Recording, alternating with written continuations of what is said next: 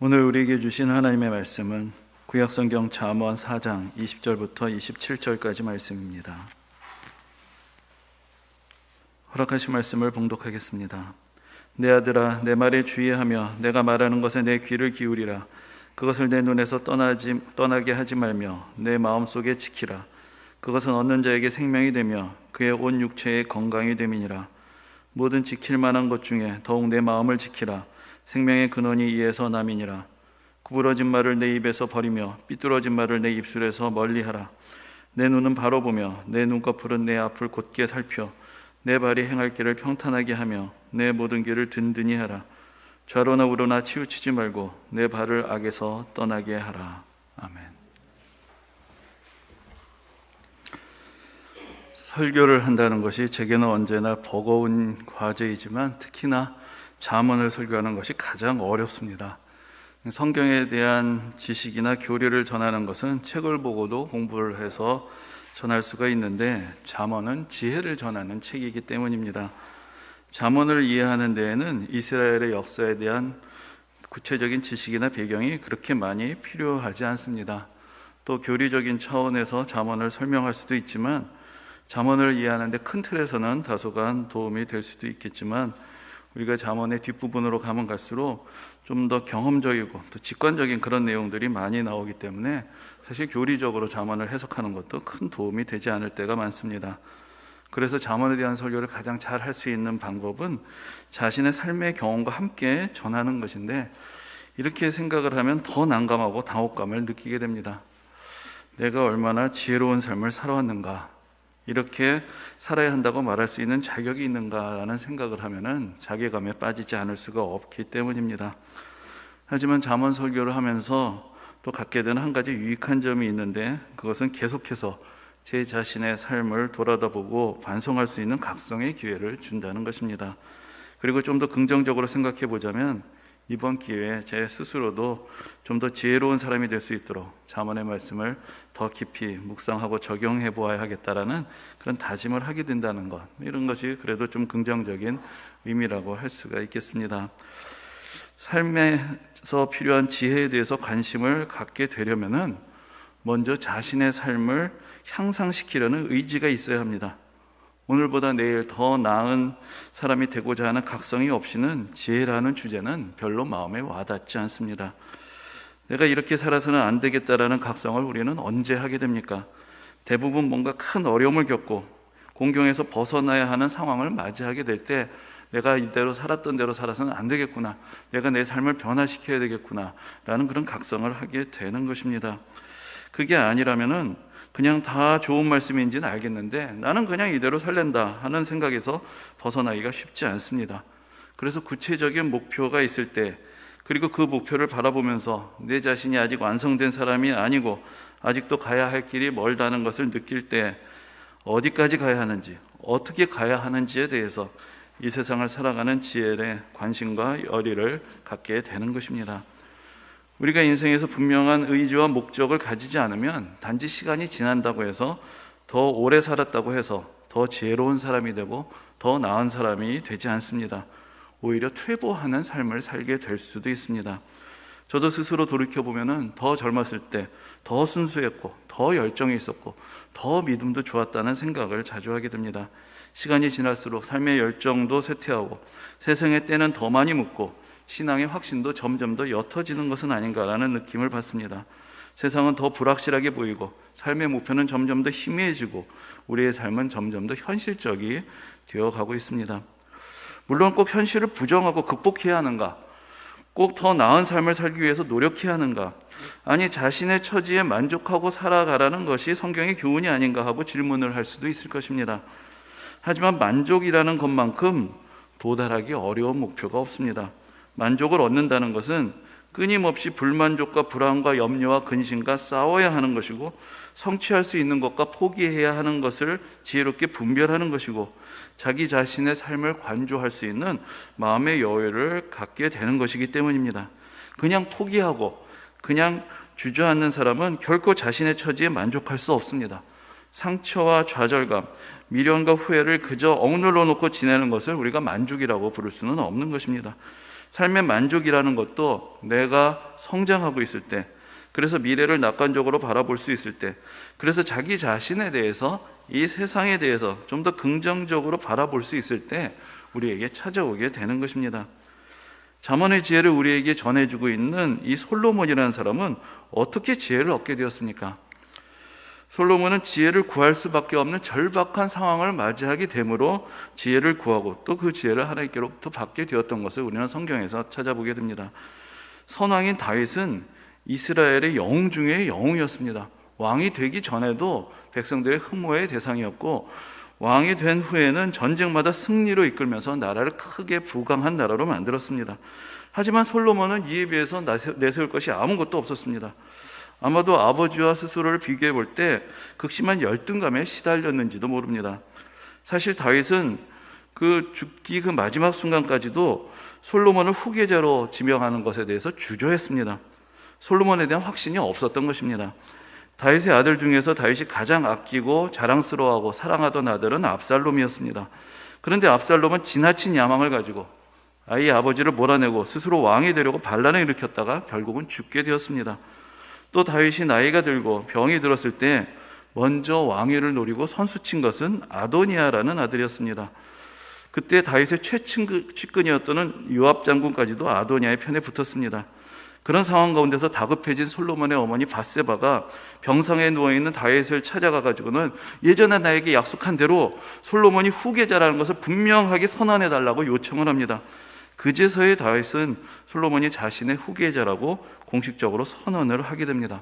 그러니까 이런 과정을 거쳐서 왕이 되었기 때문에 솔로몬으로서는 과연 예루살렘의 고관들이 또 이스라엘의 백성들이 자신을 얼마나 신뢰할 것인지, 과연 자신이 왕으로서 이 나라를 다스릴 능력이 있는 것인지 결코 확신할 수 없었습니다. 그래서 솔로몬은 왕이 된 후에 하나님 앞에 나아가서 무려 양을 1,000마리나 번제로 바치면서 간절하게 제게 백성들의 마음을 헤아리고 이 나라를 다스릴 수 있는 지혜를 달라고 구했던 것입니다. 물론 우리는 왕도 아니고 그렇게 대단한 책임과 부담을 안고 살아가는 것은 아니지만 우리에게도 우리 인생의 과제들을 감당하는 것이 결코 쉽지 않습니다. 우리가 해야 하는 일이 있기에, 감당해야 하는 사명과 책임이 있기에, 추구해야 하는 삶의 목표가 있고 포기할 수 없는 우리의 인생이 있기 때문에 우리는 지혜를 배워야 하고 지혜로운 삶에 관심을 가져야 하는 것입니다. 우리가 굳이 인생의 목표를 구체적으로 설정하지 않아도 그때그때 우리가 해결해야 하는 과제들이 우리를 찾아옵니다. 그러나 그런 과제들에 이끌려 살아가다 보면은 우리의 삶은 더 지치고 파편화되고 또 그런 문제들 하나하나를 해결함에 있어서 무엇을 위해 어떤 기준을 가지고 판단하고 행동해야 하는지 불분명한 상태 가운데 놓일 수밖에 없고, 그 가운데서 선택을 강요당하며 그저 떠밀리듯이 살아갈 수밖에 없습니다. 우리 삶을 통합할 수 있는 더 높은 가치를 지향하며 살아갈 때 우리는 우연적으로 찾아오는 일들, 다급하게 벌어지는 일들에 일방적으로 끌려다니지 않고 인생의 풍랑과 역경을 이겨내며 더 멀리 보면서 우리의 삶을 이끌어갈 수가 있게 되는 것입니다. 성경 속에 담긴 지혜는 우리가 무엇을 추구하며 살아야 하는지, 그리고 그 과제를 어떻게 수행해야 하는지 모두를 우리에게 가르쳐 줍니다. 그러므로 우리는 하나님의 말씀에서 배우는 지혜가 필요한 것입니다. 자포자기하고 살아가는 것도 좋은 것은 아니지만, 그러나 또 지나치게 의욕을 가지고 목표 지향적인 삶을 살아가는 것도 자기 자신과 주위의 사람들을 많이 힘들게 할 수 있습니다. 분명한 목표를 설정하고는 결과 지향적으로, 성과 지향적으로 밀어붙이는 사람들 때문에 사실 우리가 상처를 많이 받지 않았습니까? 또 저렇게 유난을 떨면서 살아야 하는가라는 회의가 들게 되기도 합니다. 그런데 그럴 때 그런 모습을 보면서 또 우리가 적당하게 안주하고 살아가고 있는 우리 자신에 대해서 위안을 얻고 또 정당화를 시도할 수도 있습니다. 하지만 그런 상태에 머물러 있는 것도 한편으로는 시기심을 가지고 의연한 척하는 것이 될 수 있고, 무기력하면서 나오는 나태감을 이기지 못하면서 낙심과 불만족 사이를 오가는 그런 삶을 그저 덮어놓고 은폐하고 가리고 살아가는 것이 될 수 있습니다. 처음부터 고상한 삶의 목표를 갖는 것, 물론 그것은 쉽지 않을 것입니다. 어쩌면 그것도 위선이 되고 허세가 될 수도 있습니다. 처음에는 실제적이고 절실한 문제들을 해결하는 것에 우리가 몰두할 수밖에 없습니다. 하지만 인생에서 중요한 것이 바로 작은 문제 하나라도 해결해 나가는 그러한 긍정적인 경험들입니다. 지나치게 거창한 목표를 세워놓고는 늘 실패하는 삶을 살아가는 것보다는 내가 구체적으로 감당할 수 있는 작은 목표들을 먼저 세우고 그 목표들을 달성해보는 경험들을 통해서 우리는 점차 자기 자신에 대한 자신감을 얻게 되고 좀 더 나은 목표를 향해 도전할 수 있는 의지를 얻게 됩니다. 그러면서 진정한 만족과 보람이 무엇인가 조금 더 깊이 생각해 보면서 좀 더 깨우쳐가게 되고, 그러면서 우리 삶을 통합할 수 있는 궁극적인 목표를 찾아가게 되는 것입니다. 그 가운데서 우리는 지혜를 얻습니다. 단지 눈앞에 보이는 문제에만 골몰하는 것이 오히려 문제 해결에 도움이 되지 않는다는 것도 배우게 되고, 다른 사람들과 협력하면서 배려하지 않고 자기 자신의 페이스만을 따라가면서 돌진하는 것도 별로 유익하지 않다는 것을 깨닫게 됩니다. 내가 속한 공동체와 사회 전체의 발전과 보조를 맞추고 신앙적인 가치를 내면화하면서 살아갈 수 있는 지혜를 얻게 될 때 우리는 더 큰 만족과 더 큰 보람을 얻게 되는 것을 경험하게 되는 것입니다. 사실 모든 사람들에게 근본적으로 더 나은 존재가 되고자 하는 열망이 있습니다. 삶의 난관에 허물어지지 않고 더 많은 사람들과 이해하고 소통하며 원만한 관계를 이루고 좀 더 여유로운 삶을 누리고, 그러면서 좀 더 가치 있고 보람 있는 삶을 살고자 하고, 그래서 영원한 가치가 있는 일을 향하려는 그런 열망이 사람들에게는 있습니다. 전도서에서는 이러한 인간의 추구를 하나님이 인간에게 영원을 사모하는 마음을 주셨기 때문이라고 그렇게 가르쳐주고 있습니다. 하지만 모든 사람들이 그런 열망이 다소간 있다고 하더라도 더 나은 존재가 되고자, 더 높은 가치를 추구하고자 노력하지 않습니다. 그것은 삶의 부정적인 경험들이 쌓여서 이 세상에 대한 낙관적인 기대를 하지 못하기 때문이기도 하고, 자기 자신에 대한 실망감에서 벗어나지 못하기 때문이기도 하고, 추구해야 할 목적이 무엇인지에 대해서 확신을 갖지 못하고 있기 때문이기도 합니다. 이런 상황 가운데서 우리는 신앙의 의미를 다시 한번 확인해야 할 것입니다. 신앙은 궁극적으로 우리의 삶을 통합하여서 더 거룩하고 온전한 존재에 이르게 하는 지혜를 주는 것입니다. 신앙을 이렇게 이해하지 못하면, 그래서 우리 삶에 별도의 신앙의 생활, 신앙 영역을 독립적으로 띄워놓게 되어버리면은 이 신앙생활이라는 것은 삶의 곤고함 위에 얹혀지는 또 다른 무거운 과제에 지나지 않게 됩니다. 예수님이 이렇게 말씀하셨습니다. 여러분들 잘 아시는 대로 수고하고 무거운 짐진 자들아 다 내게로 오라, 내가 너희를 쉬게 하리라. 예수님이 이렇게 말씀을 하셨는데, 잘못하면 우리의 현실은 수고하고 무거운 짐진 자들아 다 교회로 오라, 내가 전도와 봉사와 헌금과 성도들의 관계의 짐을 하나 더 얹어주리라 라는 그런 말씀으로 왜곡이 될 수가 있습니다. 우리의 현실의 과제와 신앙의 과제가 통합이 되고 하늘의 길과 땅의 길이 하나가 될 때 교회는 삶의 지혜를 함께 나누면서 우리의 삶을 더 풍성하게 채워주는 원천이 될 것이고, 우리는 신앙에서 삶의 지혜를 얻고 원동력을 얻으면서 더 깊은 보람과 만족과 기쁨의 삶을 살아갈 수가 있게 되는 것입니다. 오늘 본문은 우리가 지혜롭게 살아가는 데 있어서 우리의 마음의 중요성을 우리에게 깨우쳐 주고 있습니다. 구체적으로 내 마음을 지키라고 우리에게 권면합니다. 그것이 오늘 또 설교의 제목이기도 합니다. 마음을 지킨다는 것은 무슨 뜻일까요? 마음을 지킨다는 것은 지금 있는 그대로의 상태를 유지하라는 뜻입니까? 그렇지 않습니다. 그러면 내 소신과 고집을 끝까지 우기면서 살아가라는 뜻입니까? 그렇지도 않습니다.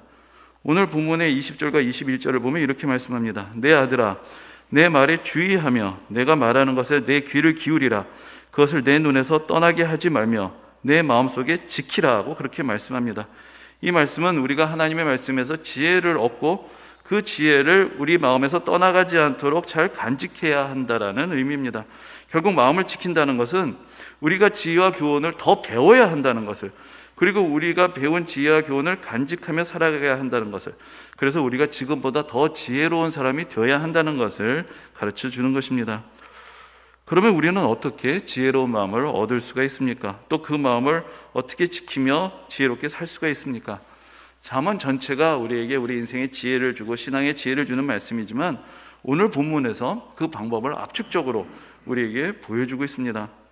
먼저는 보는 것과 듣는 것에서부터 시작이 됩니다. 우리가 보고 듣는 것이 우리 마음에 쌓이게 되고 우리의 마음을 만들어 가게 되기 때문입니다.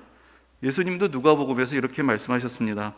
선한 사람은 마음에 쌓은 선에서 선을 내고 악한 자는 그 쌓은 악에서 악을 내나니 이는 마음에 가득한 것을 입으로 말함이니라 라고 그렇게 말씀하셨습니다.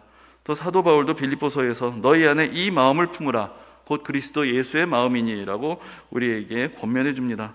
우리의 마음을 선한 것으로 채워가고 우리가 예수님의 마음을 닮아갈 때 우리가 이 세상을 지혜롭게 살아가고 더 나은 삶을 살아갈 수 있는 원천을 우리 안에 갖게 되는 것입니다. 그래서 오늘 본문 23절에서 우리의 마음이 우리의 생명의 근원이 된다라고 그렇게 말씀을 합니다. 생명의 근원은 영원하고 거룩하신 하나님이며 하나님의 말씀인데 우리가 우리 마음 안에 하나님의 말씀을 담게 되고 하나님의 지혜를 담게 되면은 바로 우리 안에 더 풍성한 삶을 살 수 있게 되는 원천을 갖게 되기 때문입니다. 그러므로 우리는 무엇보다도 성경 말씀에서 지혜를 배워야 합니다. 하나님의 말씀을 읽고 듣고 묵상하며 매일매일 우리의 마음에 말씀이 주는 지혜를 채워가야 하는 것입니다. 그리고 또한 오늘이 어버이 주일인데 우리를 사랑하시는 분들이 우리에게 깨우쳐 주시는 삶의 교훈과 훈계에도 귀를 기울여야 합니다. 오늘 본문도 그런 방법으로 말씀을 해주고 있지만 잠언 전체가 아버지가 자녀에게 가르치는 교훈의 형식으로 우리에게 지혜를 전하고 있습니다. 인생의 경륜에서 오는 지혜를 외면할 때 우리는 지혜의 중요한 원천으로부터 멀어지게 되는 것입니다. 그러나 그것만으로는 부족합니다. 우리가 하루 종일 집에 앉아서 아무것도 보고 듣지 않고 성경만 읽고 있지 않는 한, 그리고 우리를 사랑하시는 분들하고만 교제를 하는 것이 아닌 한 우리는 이 세상으로부터 이런 귀한 가르침보다 더 많은 이야기들을 듣고 보면서 살아가게 됩니다. 우리가 말씀에서 받는 은혜와 우리를 바른 길로 이끌어주는 애정 어린 교훈과 충고들을 압도하고도 남는 현실의 모습들, 수많은 이 세상의 소리들이 우리의 마음을 더 많이 채우게 될 수밖에 없습니다. 그러므로 이 세상을 어떤 눈으로 보며 어떤 귀로 듣느냐라는 것도 성경을 읽는 것만큼이나 중요한 것입니다. 성경을 읽고 가르침을 받는 것은 결국 우리가 하나님의 마음으로 이 세상을 보고 이 세상의 소리들을 분별하는 그런 근본적인 지혜를 얻는 데 있는 것입니다. 우리는 일반적으로 생각할 때 내가 보이는 대로 보고 들리는 대로 듣는 것 같이 생각을 하지만 사실은 우리는 보고자 하는 것을 보고 듣고자 하는 것을 듣고 살아갑니다. 선한 것을 보고 듣는 사람이 선한 마음을 갖게 되지만 그러나 또한 선한 마음을 가진 사람이 선한 것을 보고 듣게 되고 삐뚤어진 마음을 가진 사람이 늘 부정적인 것과 어두운 것만을 보고 듣게 됩니다. 내가 지금 보고 있는 세상은 어떤 면에서 내가 만든 세상입니다. 내 마음이 반영되어서 구성되어서 만들어진 것, 어떤 면에서 내 마음의 거울과도 같은 것을 내가 보고 있는 것입니다. 그러므로 결국 어떻게 우리의 마음과 또 우리가 보고 듣는 것이 서로 선순환을 하게 할 것인가, 선한 마음을 가지고 보고 들으며 또 우리가 보고 들은 것을 통해서 우리의 마음이 더 선하게 되느냐, 이것을 잘 해나가는 과정을 통해서 우리는 더 지혜롭고 더 선한 마음을 가질 수가 있게 되는 것입니다. 물론 그 선한 마음을 갖는다는 것, 선한 마음으로 세상을 본다는 것이 다 덮어놓고 좋게만 보는 것을 말하는 것은 아닙니다. 그것도 사실 인생에는 별로 도움이 되지 않을 것입니다. 문제가 있다면 그 문제를 인지하고 해결해 가야 하는 것이지 그냥 덮어놓고 아무런 문제가 없는 듯이 살아가는 것은 결국은 더 퇴보하는 삶, 결국은 더 혼란스러운 삶을 가져오게 되기 때문입니다. 성경은 우리에게 이 세상을 바라볼 때 이 세상의 현실을 외면하도록 가르치지 않습니다. 그냥 긍정적으로 생각하라고 결코 그렇게 말하지 않습니다. 오히려 인간이 악하며 인간의 마음에서 나오는 생각들이 악하다는 것을 분명하게 깨우쳐 줍니다. 그러나 또한 이와 함께 이 세상에 선하신 하나님이 살아서 역사하신다는 것도 가르쳐 줍니다. 그러므로 그리스도인들은 이 세상을 보면서 무조건적인 낙관주의가 아니라 또 냉정한 현실을 외면하는 것이 아니라 이 현실을, 이 세상을 있는 그대로 보지만 그러면서도 그 가운데서 희망을 함께 보는 사람들인 것입니다. 부정적인 현실을 극복할 수 있는 은혜와 사랑의 힘을 믿는 사람들입니다. 우리에게 능력이 있기 때문이 아니라 하나님이 우리와 함께 하심을 믿기 때문입니다. 하나님이 우리를 변화시키시기를 원하시고 이 세상을 구원하시기를 원하심을 믿기 때문입니다. 그래서 어두운 세상을 보면서도 그것을 당연하게 받아들이거나 그것 때문에 낙심하고 상처받고 그저 주저앉지 않습니다. 자기 자신의 실수와 연약함을 깨달을 때 자책하면서 무너지기보다는 회개하고 돌이키며 바로잡습니다. 그리고 이 세상이 더 나은 세상이 되도록 자신의 책임을 다하는 것을 게을리하지 않는 사람들이 그리스도인인 것입니다. 오늘 본문의 24절부터 27절까지의 말씀은 우리에게 이렇게 고면합니다. 구부러진 말을 내 입에서 버리며 삐뚤어진 말을 내 입술에서 멀리하라. 내 눈은 바로 보며 내 눈꺼풀은 내 앞을 곧게 살펴 내 발이 행할 길을 평탄하게 하며 내 모든 길을 든든하게 하라. 그리고 그렇게 말씀하며 좌로나 우로나 치우치지 말고 내 발을 악에서 떠나게 하라라고 그렇게 교훈하여 줍니다. 여기서 우리는 지혜로운 삶의 실천이 중요하다는 것, 그것이 바로 우리 마음을 지키는 길이라는 것을 배우게 됩니다. 이 세상에서 한 발 물러서서 판단만 하고 손가락질만 하는 것이 아니라, 그러면서 아무런 책임도 지지 않는 그런 삶을 사는 것이 아니라, 이 세상 속에서 바른 말을 하고 바른 목표를 가지고 구체적인 실천을 하는 것이 중요하다는 것을 깨우쳐주고 있습니다. 먼저는 구부러진 말, 삐뚤어진 말을 버리라고 우리에게 권면합니다. 애정 어린 충고와 근거 없는 비난은 전혀 다른 것입니다. 건설적인 비판과 흠집내고 깎아내리기를 하는 것은 다른 것입니다. 그 차이는 어디에 있습니까? 그것은 이 세상에서 희망을 보고 있는가, 그리고 내가 이야기하고 있는 사람 안에서를 신뢰하고 있는가에 있는 것입니다. 어느 식당에 보니까 이런 글을 써놓은 것을 보게 되었습니다. 제가 직접 가본 것은 아니고 누가 사진을 찍어서 올려놓은 것을 본 것인데, 맛이 있으면 주위 사람에게 말해주시고 맛이 없으면 주인에게 말해주세요 라고 그렇게 써 있는 것을 보게 되었습니다. 대개 손님들이 식당에 와서 맛이 없고 불만족스러우면 다 주면 안 되겠다라고 생각하고 자기들끼리 투덜거리다가 그냥 아무 말도 않고 갑니다. 하지만 뭔가 주인에게 이야기를 하는 사람이 있다면 그래도 그 사람은 그 식당에 애정이 있는 사람입니다. 그래서 이건 좀 고쳐보라고 이야기를 하는 것이죠. 구부러지지 않고 삐뚤어지지 않는 말을 한다는 것은 무작정 비난을 하거나 현실을 왜곡하는 찬양을 하지 말라는 것입니다. 희망과 신뢰를 가지고 이 세상을 개선시킬 수 있는 의견을 개진하며 적극적으로 참여하는 삶의 자세를 가지고 살아야 한다는 것을 가르쳐 줍니다. 눈이 바로 보아야 한다라는 말씀도 같은 의미라고 생각할 수 있습니다. 이 세상의 현실을 보되 그 가운데서 하나님께서 역사하시는 것도 함께 볼 수 있어야 합니다. 세상 사람들의 악한 사람들의 그 악행을 보지만, 그러나 그 가운데서 함께 살아가는 선한 사람들의 고뇌와 노력도 함께 볼 수 있어야 합니다. 그리고 우리가 어느 편에 설 것인지, 어느 길로 가야 할 것인지를 정하고 구체적인 목표를 세워야 하는 것입니다. 마지막으로 발이 행할 길을 평탄하게 하며 내 모든 길을 든든하게 하며 좌로나 우로나 치우치지 말고 내 발을 악에서 떠나게 하라고 우리에게 말씀합니다. 여기서 발에 대해서 우리의 도전과 실천이 중요하다는 것을 우리에게 깨우쳐주고 있습니다. 이 말씀은 평탄한 길만을 가라는 것과는 다른 것입니다. 험한 길이라고 해도 그 길을 평탄한 길처럼 여기면서 도전할 수 있는 의지를 우리에게 깨우쳐주고 있습니다. 모든 길이 평탄하지 않고 모든 길이 든든하지 않습니다.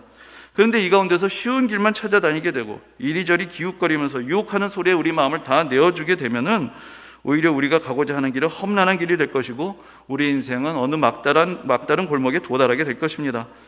그러나 우리가 악한 길에서 떠나고 우리를 유혹하는 소리에 흔들리지 않고 고든 길을 가고자 할 때 그 길이 평탄하게 될 것이고 우리의 발걸음은 견고하게 될 것입니다. 하나님께서 우리와 함께 하심을 믿고 걸어가는 그 길에서 우리는 험로라고 생각했던 것을 능히 걸어갈 수 있다는 것을 경험하게 되고 막혀있다고 생각했던 곳에서 길이 나는 것을 경험하게 될 것입니다. 오늘 본문의 말씀을 묵상하면서 저도 스스로에게 질문을 해봅니다. 나는 어떤 사람이 되어야 할 것인가? 내 인생에는 어떤 과제가 있으며 나는 어떻게 그 과제들을 해결해 나가며 더 나은 사람이 되고 더 나은 인생, 더 온전한 인생을 살아갈 것인가? 우리에게 꼭 거창한 목표가 있어야 하는 것은 아닐 것입니다. 그러나 어제보다는 더 나은 목표, 좀 더 많은 사람들에게 기여할 수 있고 좀 더 가치 있는 삶에 도전할 수 있는 그런 목표를 먼저 세우는 것이 필요합니다. 이 세상이 내 삶을 흐트러뜨리는 과제들을 던져주기 전에 내가 먼저 내가 가야 할 곳, 가고자 하는 곳을 정하고 한 걸음을 먼저 내디딜 수 있는 그런 지혜와 결단이 우리에게 필요한 것입니다. 앞으로도 계속해서 수정되고 또 바뀌게도 되겠지만은, 그래서 저도 이번 기회에 몇 가지 목표들을 세워보고 있습니다. 일일이 다 말씀드릴 수는 없지만 몇 가지는 오늘 구체적으로 좀 말씀을 드리면서 스스로에게 다짐도 하고 또 오늘 말씀을 마치고자 합니다. 개인적으로는 이런 생각을 해봅니다. 아직 저에게 남아있는 지적인 호기심을 좀 더 따라가보자, 그런 생각을 해봅니다. 좀 더 넓게 읽고 더 깊이 읽고 배우는 시간을 가져보고자 합니다. 그러면서 그동안 배우고 느낀 것을 글로 표현하고 전하는 것을 과제로 삼아야 되겠다는 그런 목표를 정하게 되었습니다. 그동안 또한 말씀을 묵상하고 또 설교하면서 깨달은 것도 있고 한 50년 살아보면서 느낀 것도 있습니다. 또 이 공부 저 공부하고 이 책 저 책 사 모으면서 읽고 배운 것도 있습니다. 근데 그러다 보니까 뭐 책들이 좀 쌓이게 되는데, 그래서 제 방에도 뭐 책이 좀 이렇게 쌓여 있는데 그 중에는 읽고 지식의 원천으로 삼고 또 신앙과 마음의 양식으로 삼은 책도 있지만 그냥 사두고 아직 읽지도 않은 책들도 많이 있습니다. 아마 그런 책들이 더 많을지도 모르겠습니다. 그 책들을 이렇게 쭉 쳐다보고 있다 보면 이런 생각이 듭니다. 아, 내가 나중에 세상을 떠나면 이 책들은 그냥 다 짐이 되어버리겠지. 어떻게 해야 되나? 그래서 내가 죽기 전에 이 책들을 통해서 배우고 깨달은 것들을 좀 하나하나 정리를 해서 사람들과 나누고 그러면서 하나하나 좀 처분을 하고 이 짐으로부터 자유를 얻자, 이제 그런 생각을 하게 되었습니다. 그래서 그동안 모아놨던 책들을 좀 정리를 해보고, 그래서 정리가 되면 글로 써서 또 마무리를 하고, 그리고는 한 섹션씩 버리자. 그래가지고 이제 나중에는 다 버리고 이 세상을 떠나자, 그런 생각을 해본 것입니다. 뭐 여러분들 어떻게 생각하실지 모르겠지만 이것이 저로서는 제 인생을 조금이라도 더 향상을 시키고 제 인생의 숙제 하나를 해나가고 그러면서 이 세상에 조금이라도 기여할 수 있는 방법이 아니겠는가라고 그렇게 생각을 합니다. 그리고 또 이런 목표들을 생각해 봅니다. 내가 사랑하는 사람들, 또 저와 함께 동역하는 사람들의 삶에 어떤 기여를 할 것인가, 그것을 구체적으로 정해봐야 되겠다는 생각을 합니다. 부모님이 노년을 평안하게 보내실 수 있고 내 아내가 더 행복할 수 있고 나의 자녀들이 더 성장할 수 있기 위해서 내가 해야 하는 역할은 무엇일까? 또 함께 사역하는 동역자들이 그들의 비전을 따라서 더 훌륭한 사역자로 발전하고 성장하도록 내가 도울 수 있는 방법은 무엇일까? 이것이 내 인생의 과제가 되어야 하지 않겠는가, 그런 생각을 합니다. 그리고 마지막으로 우리 교회가 어떻게 하면 더 좋은 교회가 될 수 있을 것인가를 고민합니다. 크게 부흥하는 교회는 아닐지라도 교회 미래를 위해서는 무엇보다도 세대 간의 균형이 잡힌 교회가 되어야 하겠는데 어떻게 그런 교회를 이룰 수 있을까? 또 특별히 우리가 이렇게 잠언의 말씀을 묵상하고 있는데 모든 성도님들이 행복한 삶을 살고 지혜로운 삶을 사는데 보탬이 되는 그런 교회를 어떻게 또 이루어가야 할 것인가, 저는 그런 고민들, 그런 과제를 적어보게 됩니다. 이 외에도 생각해 보면은 뭐 여러 가지가 있겠죠. 제 개인의 건강을 위해서, 제 성격과 습관을 좀 바로잡고 개선하기 위해서 수많은 과제들을 나열할 수가 있겠습니다. 하루아침에 모든 것을 다 바꿀 수는 없겠지만 조금씩 구체적인 목표들을 세워가면서 도전을 해보고자 합니다. 그래야 저도 지혜의 소중함을 좀 더 알게 될 것이고 지혜를 적용하면서 삶을 개선시키고 조금이라도 온전한 삶을 살아갈 수가 있게 될 것이고, 그런 경험들이 쌓여갈 때 그래도 설교자로서 조금은 더 떳떳하게 강단에 설 수 있지 않겠는가라는 소망을 가져보는 것입니다. 하나님은 오늘 우리에게 우리의 마음을 지키라고 그렇게 말씀하십니다. 그리고 우리의 마음을 지키는 것은 우리가 바로 보고 바로 들으며 바른 목표를 가지고 구체적으로 실천하는 삶을 살아가는 것이라고 우리에게 가르쳐 주십니다. 함께 잠언을 묵상하면서 하나님께서 주시는 지혜를 따라 살아가면서 성도님들 여러분들도 구체적인 삶의 목표들을 다시 새롭게 하고 도전을 하면서 여러분들 모두가 더 보람있고 가치 있고 의미 있고 행복하고 더 지혜로운 삶을 살아가게 되는 은혜가 함께 하시기를 주님의 이름으로 축원합니다. 아멘.